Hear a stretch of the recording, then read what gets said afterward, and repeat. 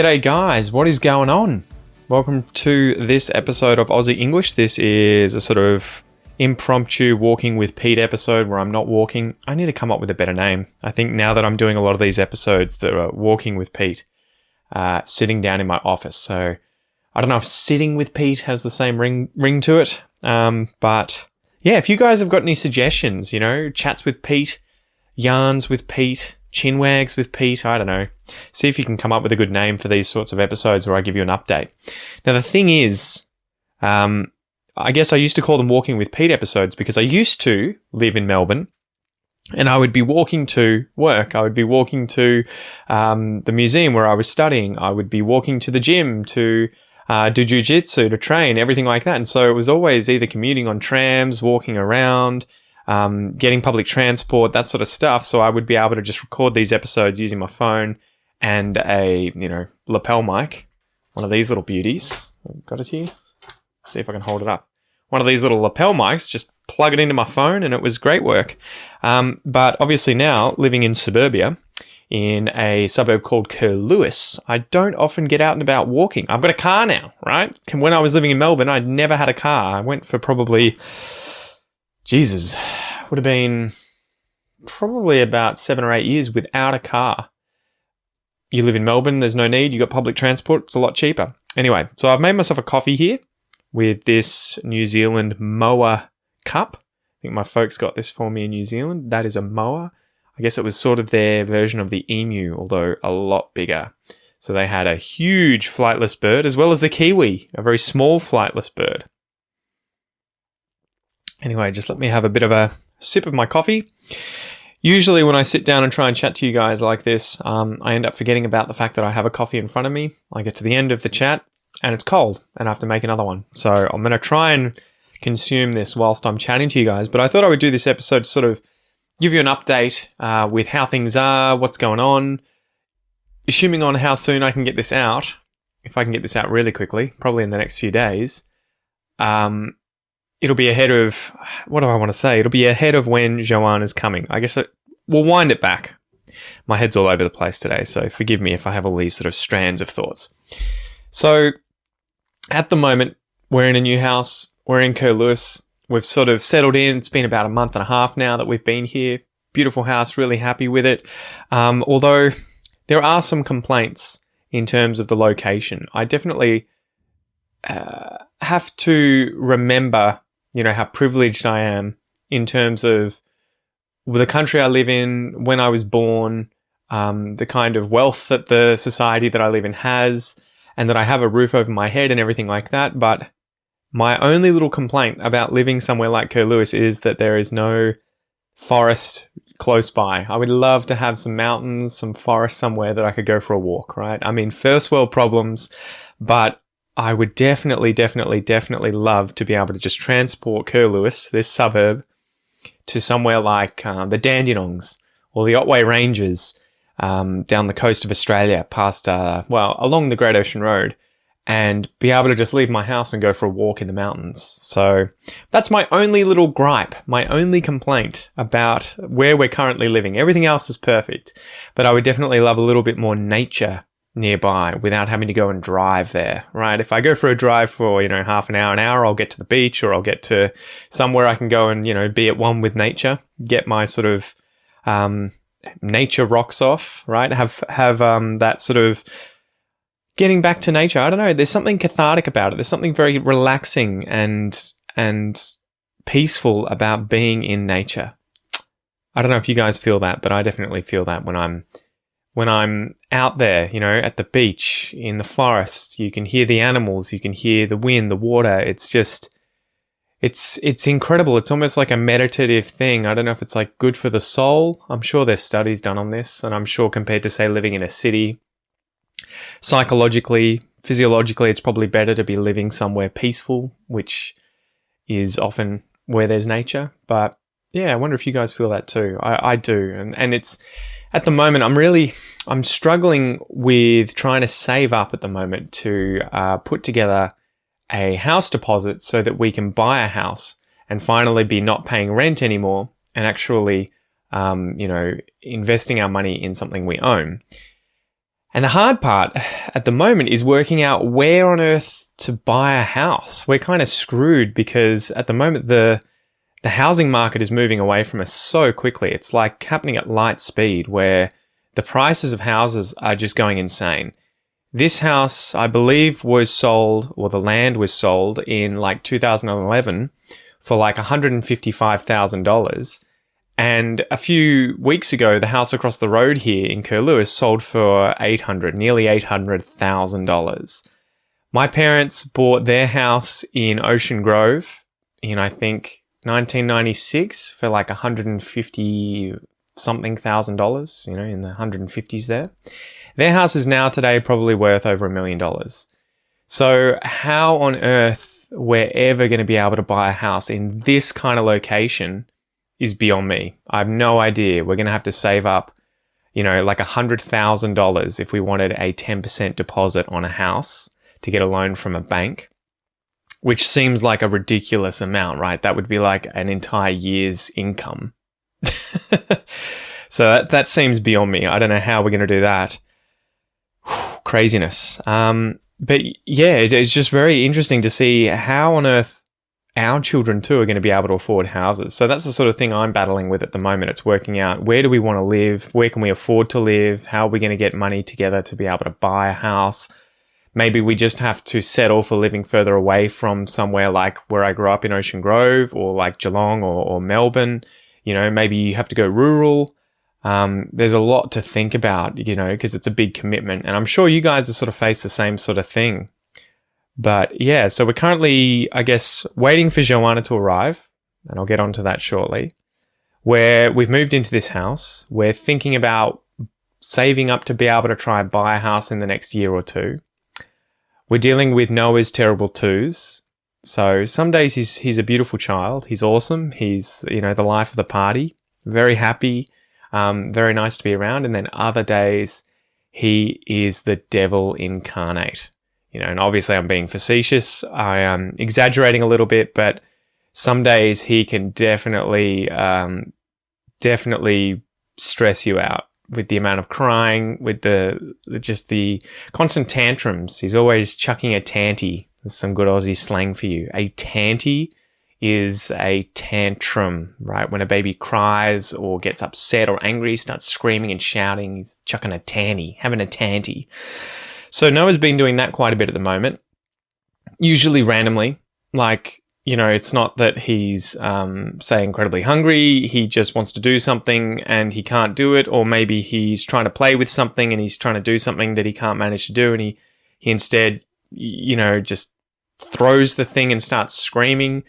So having to deal with that, definitely having to try and sort of, zen it out and just relax. So that's been fun. And then on top of that, I guess we're dealing with Joanna, which is our second child, who's going to be born probably this week. So depending on when this episode comes out, that's going to be an interesting event for you guys. This will probably be released after the fact because we've had issues on and off with Joanna. I think up to about week 20 something, maybe 20, 24, she was perfect in terms of size, health, development, growth. And then when we got to week 28, as many of you guys probably know, we found out that she was suddenly in like the second percentile, right? So really, really small. 1 in 50. She was the smallest out of 50 children, right? Out of every 50 children, the second percentile is the smallest child in that 50 children. So she wasn't growing very fast. And we were kind of like having to go to the hospital every single week, probably 2 or 3 times, to get monitoring, to get ultrasounds, to make sure that she was still getting enough nutrients, the blood flow was right, to track how she's growing. Was she growing? Was she doing better? And it's kind of been off and not, it's kind of been up and down, I guess I want to say. Up and down, not off and on.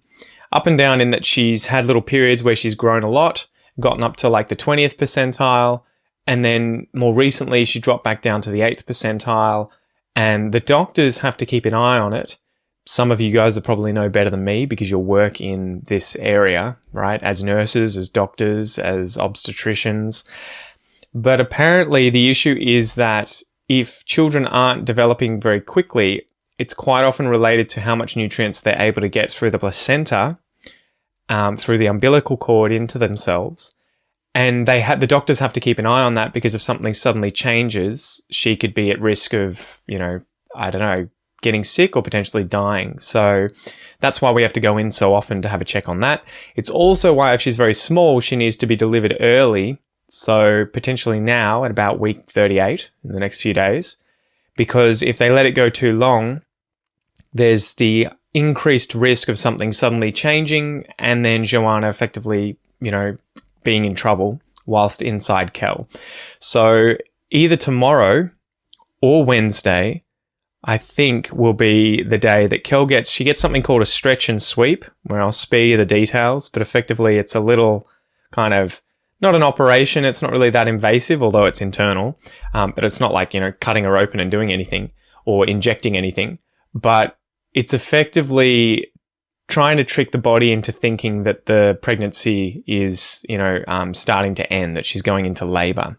If that doesn't work, then she'll have to be induced and be given drugs that effectively cause her to start having contractions, and the prenatal nurses or doctors will rupture the placenta to get things started. So one of those things is obviously going to happen, maybe two of those things actually, by Wednesday. And so probably by the end of the week, we're going to have our second child, Joanna. Just keeping my fingers crossed. We are keeping our fingers crossed, hoping that everything's all right with her.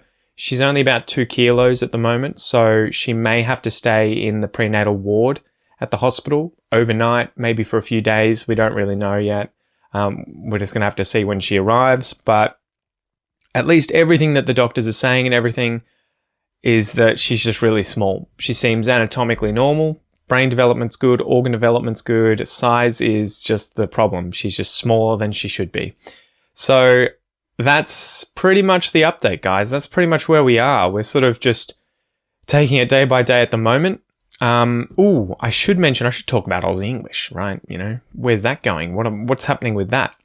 So I guess that's the background with the house, with Noah, with Joanna. Kel's doing really well. She's obviously, tired, putting herself under a lot of stress, trying to do as much as she was doing when she wasn't pregnant. So I'm constantly trying to get her to back off and take a chill pill, right? To relax a little bit, kick her feet up and just take it easy. But, as you guys may or may not know, she's got that sort of personality where she's constantly wanting to be doing something productive. She wants to be working. She puts a lot of pressure on herself to do things, right? To clean the house, to take care of Noah, to go out, to cook for him, to do all these things, to help me, to do all sorts of stuff. Or I'm just like, just take it easy. Go watch Netflix, read a book or something. Jesus, relax, give yourself some time off. She doesn't listen to me though.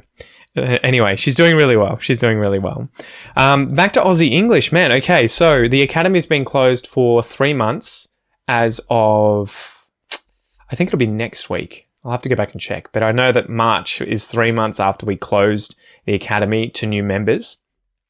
In the meantime, I have been working with a website designer to improve the website. We've got a sort of development website that we're working on everything. It's not on the main one. And we are trying to just improve the function of everything. I'm trying to improve the layout of all the different things. I'm trying to redo the Academy to make it easier to use. I want to add in more courses in there. One course that I'm thinking of doing is going through this book. This is a book called How to Improve Your Foreign Language Immediately. I've talked about this before. It is by Boris Schechtman. I'm thinking about going through his 7 tools. He has 7 tools in here that are really good for just improving your fluency effectively immediately, hence the name of the book, right? So they're things that we can all do, that we can all implement when we're learning any kind of language or even speaking a native language to improve fluency.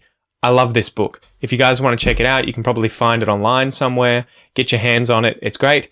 Otherwise, keep an eye out, join the Academy, and I'm going to make a fluency course based on the concepts that are in this book to help Academy members improve their speaking abilities. Besides that, I'm going to be trying to add more teachers in there. Tara is one of the teachers who's going to be coming on and talking about business, professionalism, that sort of stuff in her classes. She'll be giving group speaking classes. We have Ian in there at the moment who does more history and culture and current affairs kind of things are related to Australia. So he gives 3 classes every single week to students that can come and practice their speaking. Tara's going to be doing 2 to start with. She may get up to 3, but I want there to be effectively a class every single day of the week eventually that you guys can either go to or watch after it has taken place, so you can see the recording and just be practicing your speaking, your listening, everything like that about many different topics: business, Australia, history, culture, news, current affairs, personal relationships, whatever it is. That's the point of that. Beyond that, I have forked out, I have spent a lot of money buying the preliminary or first run application for the theme that I use on the website. So I use a theme on my website by a company called Buddy Press. I don't know why you need to know that. Doesn't really matter. They effectively have an app called Buddy App, and it is going to be coming out on the phone. It's been released this month, and my developers are working on trying to implement that on the website. There's still the company is still sort of drip feeding a bunch of this stuff because this is the first time they've worked on this application. This is their first release, but we're trying to hopefully have that implemented and released in the next few months, depending on the time that we get, the sort of time scale with them releasing the full thing. They're sort of trying to iron out all the kinks, all the problems, get rid of the bugs and have it working well. Once it works well, we can implement it and release it to you guys. And it will mean that I can give you guys who are members access to the premium podcast, to your courses, to the academy. You'll be able to go to these speaking lessons. You'll be able to do it all through your phone or through a tablet if you're using a tablet. So that's why I spent thousands of dollars getting the pre-order for that application so that we can then implement that and I can better help you guys study anywhere, anytime with a better system than just using the browser on your phones to sort of access the Aussie English website. So I guess that's it. I guess I also want to sort of apologize. I have had a lot of plans for things that I've wanted to do. I want to give you a tour of the house. I want to show you this house that we are renting. I know that I said I was going to do that when we moved in. It's just that things got away from us with Joanna in the hospital and everything. I know that I said I wanted to do a video on how to say different brands in Australian English. I'm going to get to that as well. Again, I just want to say I'm sorry. I have these ideas. They're definitely there. They've just been put on the back burner. They've been sort of delayed, pushed back a bit because of current situations with Joanna and with moving house. And, it's one of those things where we were told we had to leave the other house. And then shortly after that, we were told we had to leave the other house and find this house. We found out we had issues with Joanna, and it was like, when it rains, it pours. It's a good expression for you guys. So it's kind of the idea that when one thing goes wrong, many other things will go wrong as well, right? It all happens at once. So that's what we've sort of been dealing with. But yeah, apart from that, I guess the last thing to really update you on is my health change, I guess. My English is horrible today. What am I trying to say? The changes that I've implemented in my life regarding my health. So I've been trying to work out, right? I've been working on the guns on my body. I've been doing squats and deadlifts and bench press, and a lot of work thanks to my PT, my personal trainer, Marcus Kane. You guys can follow him on Instagram. Just look for Marcus Kane. I've tagged him before. I've mentioned him. He is one of my mates from high school. I recently interviewed him on the podcast. You can go and check that out, where we talk about nutrition, working out. There's a whole bunch of interesting things that we chat about there. But he is effectively helping me to turn my life around so that I'm eating better, I'm working out really well, and I'm just in a better place physically, and health-wise. And it's been great. So I've probably been doing it now for maybe 2 months. And at the moment, most of what I'm doing workout-wise is just to condition my body to get used to what's going to come in the future. So obviously when you get started at the gym, you start getting those gains, right? Your muscles start growing. A big problem though is that if you rush too fast with trying to lift heavy weights, your muscles may be big and they may be able to do it, but your joints, your ligaments, your tendons, your connective tissue doesn't adapt as quickly. And so you need to take, months working up to that heavier sort of lifting stuff, the more intense stuff. So that's what I'm currently working on. And yeah, I'm trying to read a whole bunch of books to just learn more about physical health. I think I showed you guys recently. I don't have it here, but I'm reading The World's Fittest Book by Ross Edgley. Check him out. He is absolutely insane. Guy, he swam around the UK the whole way around in like 175 days straight. Absolutely nuts. Anyway, talk about inspiration. So yeah, that's sort of an update for now. Trying to think, is there anything else that I've left out? I think that's pretty much it, guys. I think that is pretty much it. The next few months, I have a feeling, are going to be pretty stressful and cooped up inside. I think I have a feeling that we're going to be at home a lot of the time taking care of Joanna. But I will keep you guys up to date with how things go. I'm looking forward to the next chapter in our lives. Kel and Mai's life. Kel and our, I don't even know. I'm so tired, guys. I'll tell you what. But yeah, and I should say thank you to all of you guys, especially on Instagram. You guys have been sending me a lot of messages, a lot of emails, a lot of comments everywhere, just supporting me, supporting Aussie English, supporting Kel, following Noah and his development. And I just want to say thank you so much. The support means the world to me and to us. It's just incredible to have you guys here following this ride that is our lives, I guess. So yeah, thank you so much. And until next time, peace.